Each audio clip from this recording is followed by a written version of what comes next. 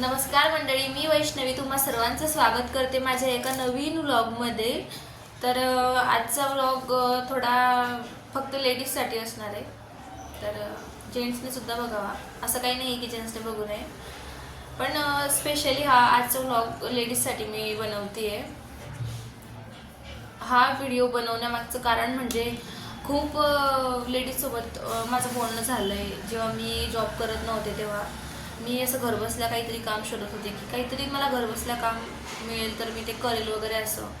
पण काही ठिकाणी इन्व्हेस्टमेंट होती आणि काही ठिकाणी असं फ्रॉडसारखं पण होतं, त्यामुळे मी तो सगळा विचार सोडून दिला आणि सरळ जॉबला लागले।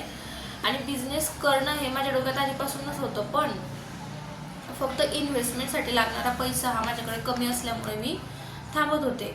कारण सिटीमध्ये राहत असल्यामुळे घराचं रेंट, बाकीच्या गोष्टी, या सगळ्या गोष्टी येतात आणि एकटा माणूस कमवणारा असल्यावर नाही पॉसिबल होत प्रत्येक गोष्ट। तर आजचा व्हिडिओ लेडीजसाठी आहे, तर सगळ्या लेडीजने प्लीज हा व्हिडिओ शेवटपर्यंत बघा आणि तुम्हाला हा व्हिडिओ आवडल्यास नक्की लाईक करा। तर मी सुरुवात केली आहे, तुम्ही कधी करणार? आपल्या या व्हिडिओचं टायटल बघून तुम्हाला नक्कीच समजलं असेल की मला काय म्हणायचं आहे। तर बघा मैत्रिणींनो, एक छोटीशी सुरुवात कुठेतरी करायची असते आणि ती घरातूनच करायची असते। डायरेक्ट आपलं असं शॉप वगैरे, ऑफिस वगैरे असं काहीच होत नाही। सुरुवात ही नेहमी शून्यातूनच करायची असते आणि मला वाटलं सुद्धा नव्हतं की माझा बिझनेस खरंच स्टार्ट होईल।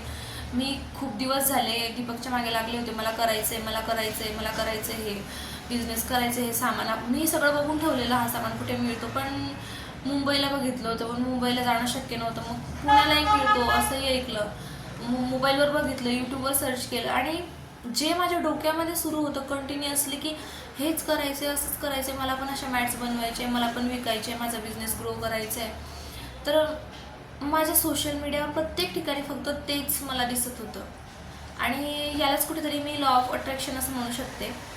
आणि माझं लॉ ऑफ अट्रॅक्शन यावर सुद्धा अभ्यास सुरू आहे, त्यावर सुद्धा काही नवनवीन व्हिडिओ आपल्या चॅनलवर नक्की येतील, त्यासाठी चॅनलला सबस्क्राईब करून ठेवा नक्कीच। तर घरात बसून तुम्ही कुठलाही व्यवसाय करू शकतात, छोटा मोठा व्यवसाय करू शकतात। यावर मी एक स्पेशल व्लॉग बनवणार आहे की त्यामध्ये मी सांगेल तुम्हाला की तुम्ही कुठला व्यवसाय घरी बसून करू शकता, त्याचं रॉ मटेरियल तुम्हाला कुठे मिळेल आणि कितीला ती वस्तू तुम्ही मार्केटिंग कशी करू शकाल, हे सगळं सुद्धा मी त्या व्हिडिओमध्ये सांगेल। तर तुम्हाला जर यावर खरंच डिटेलमध्ये व्हिडिओ हवा असेल तर कमेंटमध्ये बिझनेस असं कमेंट करा, मी नक्कीच व्हिडिओ म्हणजे वेळात वेळ काढून व्हिडिओ बनवण्याचा प्रयत्न करेल।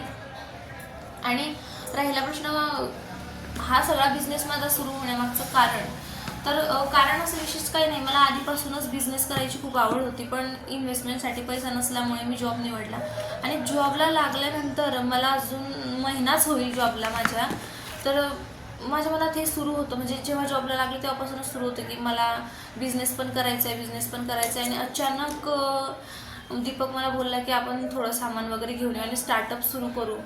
तर मला चांगला रिस्पॉन्स येतो आहे, काही जणी माझं प्रॉडक्ट रिसेलिंगसुद्धा करायला घेतलं आहे त्यांनी आणि ऑर्डरसुद्धा मला देत आहेत। मला खूप छान वाटतंय की कुठेतरी म्हणजे मनात फक्त एक विचार केला होता आणि या सगळ्या गोष्टी सत्यात उतरत आहेत। आणि जेव्हा मी हे सुरुवातसुद्धा केलं नव्हतं तेव्हा मला दीपक नेहमी म्हणायचा, बघ तुला भरपूर ऑर्डर येतील, तुला वेळ पण नाही राहणार, बघ तुला भरपूर ऑर्डर येतील। मला कुठेतरी असं वाटायचं की नाही येणार, कारण माझ्याकडून कोण घेणार असं मला वाटायचं। पण एक जी काही पॉझिटिव्हिटी असते आपल्या मनामध्ये, त्या पॉझिटिव्हिटीने नक्कीच काम केलं।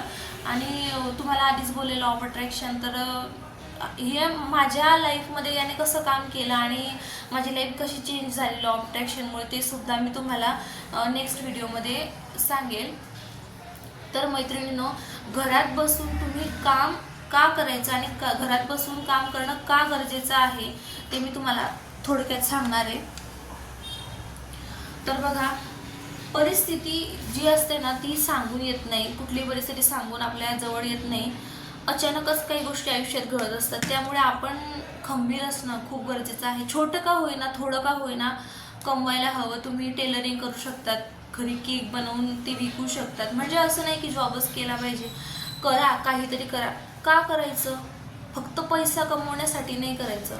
मला असं वाटतं की फक्त पैसा कमवणं हेच आपलं ध्येय नसतं त्यामध्ये। तर आपण जो काही बिझनेस करतो ना, त्या बिझनेसमध्ये आपल्याला वेगवेगळी माणसं भेटतात. त्या माणसांसोबत एक आपलं वेगळं नातं निर्माण होतं आणि त्या सगळ्या गोष्टींमधून आपल्याला जे काही आत्मिक सुख मिळतं आणि जी मनाला जी शांतता मिळते ना, आणि जो आनंद असतो आपल्या सगळ्या छोट्या गोष्टींमधून जो आपल्याला मिळत असतो, ते म्हणजे सगळं खूप एक वेगळीच फिलिंग असते. आणि ज्या महिला, ज्या स्त्रिया हे घरातून काम वगैरे करत असतील, त्यांना नक्कीच या गोष्टीचा आनंद माहिती असेल की जेव्हा तुम्हाला पहिली ऑर्डर येते तेव्हा, म्हणजे जेव्हा मला आणि दीपकला, म्हणजे ऑर्डर सगळं मीच घेते, ऑर्डरचं काम मीच करते. जेव्हा मी दीपकला सांगितलं की आपल्याला असं असं ऑर्डर वगैरे आली मुंबईवरून वगैरे, आणि आजही एक ऑर्डर आलेली आहे, तर दीपकला आणि मला खूप म्हणजे खूप जास्त आनंद झाला की यार, म्हणजे एवढे पैसे आपण इन्व्हेस्ट केले तर आपल्याला ऑर्डर येते आणि आपण करू शकतो. म्हणजे आता असं झालं की ऑर्डर जास्त झालेत माझ्याकडे आणि मला काम करण्यासाठी वेळ नाही आहे. आणि मी जॉब पण आता लगेच सोडू शकत नाही, कारण 1च महिना होईल मला तिथे आता, आणि इन्व्हेस्टमेंटसाठी पैसा लागतो, त्यामुळे मला जॉबही सोडणं आता पॉसिबल नाही आहे लगेचच. पण एक वेळ आता नक्की अशी पुढे येईल की मला जॉब सोडावा लागेलच, कारण हा बिझनेस माझा वाढत चालला आहे. अजून काहीच दिवस झालेले नाही आहे, पण ऑर्डर खूप येत आहेत. म्हणजे मला ऑर्डर बनवायला सुद्धा वेळ नाही आहे. आता रात्रीचे तुम्हाला सांगते मी किती वाजले, आता रात्रीचे 11:15 झालेत. मी आत्ताच भांडी वगैरे धुवून आले. आज माझ्या नंदेचा बड्डे होता, त्यामुळे आम्हाला घरी यायला उशीर झाला. आणि आल्यानंतर स्वयंपाक वगैरे, भांडी वगैरे सगळं करून मी आता दीपक जवळ येऊन बसले आणि मला व्लॉग शूट करायचा होता. तर मला कलशची सुद्धा रांगोळीची ऑर्डर आलेली आहे, तर तेच कटिंगचं काम दीपकने केलं आणि बाकीचं तो थोडं चिपकवतोय तिथे. मी आता व्हिडिओ वगैरे झाल्यानंतर मी सुद्धा त्याला हेल्प करेल.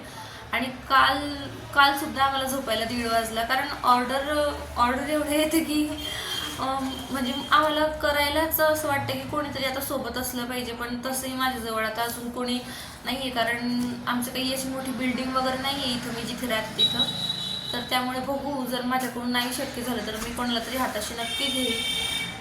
आणि तुम्हीही प्रयत्न करा घरातून काहीतरी करण्याचा. काही तुम्हाला मदत लागली, काही तुम्हाला वाटलं एखाद्या बिझनेसबद्दल तुम्हाला समजत नसेल, काही डिटेलमध्ये इन्फॉर्मेशन माहिती पाहिजे, इन्फॉर्मेशन तुम्हाला हवी असेल, तर तुम्ही कमेंट करू शकता. मी नक्कीच त्या विषयावर, टॉपिकवर मी व्हिडिओ बनेल आणि तुम्हाला तुमच्यापर्यंत छोट्या बारकात बारीक जी काही माहिती असेल ती तुमच्यापर्यंत पोहोचवण्याचा प्रयत्न करेल. पण करा, काहीतरी काम करा, कारण आपण जेव्हा काहीतरी काम करतो आणि त्यातनं छोटं का होईना इन्कम आपल्या हाताशी येतं, तेव्हा आपण स्वतःसाठी जगायला शिकतो असं मला वाटतं. कारण आपला नवरा, आपले वडील घरात एकटाच माणूस कमवणारा असतो ना, तेव्हा त्याला खूप जबाबदारी असते. मी घरात किराणा भरू, रेंट देऊ, जर भाड्याने राहत असतील तर रेंट देऊ, म्हणजे शाळेची फीस भरू, खूप गोष्टी अशा असतात आणि प्रत्येक ठिकाणी पैसा मोजावा लागतो. आणि हॉस्पिटल ही अशी एक गोष्ट आहे की ती सांगून येत नाही, आजारपणी सांगून येत नाही आणि अचानक असा पैसा ओतावा लागतो की आपण कुठे विचारही केलेला नसतो. त्यामुळे आपल्या वडिलांना असो, नवऱ्याला असो, थोडी का मदत होईना आपल्याकडून, तर त्यासाठी घरातून काम करा, काहीतरी करा. आणि मी नेक्स्ट व्हिडिओमध्ये तुम्हाला असे 10 बिझनेस सांगणार आहेत, छोटे बिझनेस, की ते तुम्ही घरातून रन करू शकतात आणि त्यामधून तुम्हाला थोडं का होईना, म्हणजे खूप जास्त इन्कम येईल असंही काही नाही आहे. आता डिपेंड करतं की आपण कुठला बिझनेस घरातून करतोय, किती वेळ आपल्या कामाला देतोय. तर मी असे काही बिझनेस तुमच्यासोबत नक्की शेअर करेल. आणि माझ्या ज्या काही जवळच्या मैत्रिणी आहेत त्या मला खूप सपोर्ट करत आहे, तर त्यांचे खूप खूप आभार. म्हणजे मला वाटलं नव्हतं इतका सपोर्ट मला मिळेल, पण सगळेजण खूप सपोर्ट करत आहे. म्हणजे जवळचे नाही, पण जे माझे दूरचे आहेत, दूरचे म्हणजे त्यांना मी दूरचे नाही म्हणू शकत, फक्त ते माझे रिलेटिव्ह नाही आहे, असं फ्रेंड सर्कल, म्हणजे माझ्यापेक्षा मोठ्या वगैरे ताई वगैरे आहेत, त्या मला खूप हेल्प करत आहेत. म्हणजे त्या मला खूप जवळच्या, आधीपासून खूप जवळच्या झाल्यात आणि आता मला सपोर्टिव्ह आहेत. त्यांना असं वाटतं मी अजून पुढे जावं, अजून माझ्या ऑर्डर्स वाढाव्या, त्यासाठी त्या अजून दुसऱ्या लोकांनाही सांगत आहे की तिच्याकडून तुम्ही ऑर्डर घ्या, खूप छान बनवते वगैरे असं. तर थँक्यू सो मच ज्या ताई मला सपोर्ट करत आहे. आणि आभार तर मी खरंच दीपकचे मानायला हवे, कारण सगळी मेहनत दीपकचीच आहे. सुरू आहे काम आणि मी आता बल्क ऑर्डरसुद्धा घेते आहे. तर बल्क ऑर्डर जर कोणाला हवी असेल आपल्या शॉपमध्ये वगैरे ठेवण्यासाठी, तर तुम्ही प्लीज ती अजून बघा, तुम्हाला सांगायचंच राहून गेलं की मी व्हॉट्सअप नंबर ॲड करणार होते, तर तो सुद्धा झालेला नाही, कारण वेळच मिळत नाही आहे. म्हणजे असं वाटत असेल की एक सिम कार्ड घ्यायला इतका वेळ लागतो का, तर तसं काही नाही आहे. पण खरंच वेळ मिळत नाही आहे सिम कार्ड घेण्यासाठी सुद्धा. पण आज पण सिम कार्ड विसरले विसरले आपण ते म्हणजे याच्यात गेले ना आज तिकडे पुढे. विसरले. तर असं होतंय. म्हणजे आल्यानंतर मी खालीच लगेच भाजी वगैरे घ्यायला जाते, खाली 7:30 होऊन जातात. वरती आल्यानंतर स्वयंपाक वगैरे हे जेवण वगैरे, काही कपडे वगैरे राहिले असतील ते, मग म्हणजे मला सगळ्या गोष्टी असतात आणि कधी टाईम निघून जातो काहीच समजत नाही. प्रयत्न करा. काही लोक असंही म्हणते की इतके कष्ट करण्याची काय गरज आहे. तर खरं सांगायचं तर गरज कुणाला नसते, गरज प्रत्येकाला असते. आणि काम आपण जे करतो त्या कामावर आपलं प्रेम असायला हवं असं मला वाटतं. आणि आता नाही कष्ट घेणार तर आपण कधी कष्ट घेणार आहोत, जेव्हा आपली 40शी ओलांडून जाईल, 50शी ओलांडून जाईल, त्यानंतर आपल्याकडून कुठलंही काम असं होणार नाही, एनर्जेटिकली होणार नाही. आता माझं वय 25 आहे, तर आताचं जे काही माझी तडफड आहे सगळं काम करण्याची, एनर्जी, हां, तर आताची जी काही माझी तडफड आहे सगळी ही काम करण्याची, आपण म्हणतो एनर्जेटिक सगळ्या गोष्टी करतो ह्या वयामध्ये असं, तर ते आताच होणार आहे, नंतर नाही होणार आहे माझ्याकडून. त्यामुळे माझ्याकडे वेळ आहे तर मी नक्कीच करणार. आणि राहिला प्रश्न तब्येतीचा, तर मी माझ्या तब्येतीची सुद्धा मी काळजी घेते आणि दीपकच्या सुद्धा तब्येतीची काळजी घेते. असं अजिबात नाही आहे की मी हा सगळा बिझनेस जॉब करून बिझनेस करते तर घरी आल्यानंतर मी स्वयंपाक बनवत नाही आणि सकाळी टिफिनमध्ये पण मी टिफिन नेत नाही, तर बाहेरून काहीतरी ऑर्डर करते. असं कधी नाही झालं ना, आता महिन्याभरात तरी नाही झालं. आणि आम्ही असं बाहेरून ऑर्डर वगैरे पण काही करत नाही.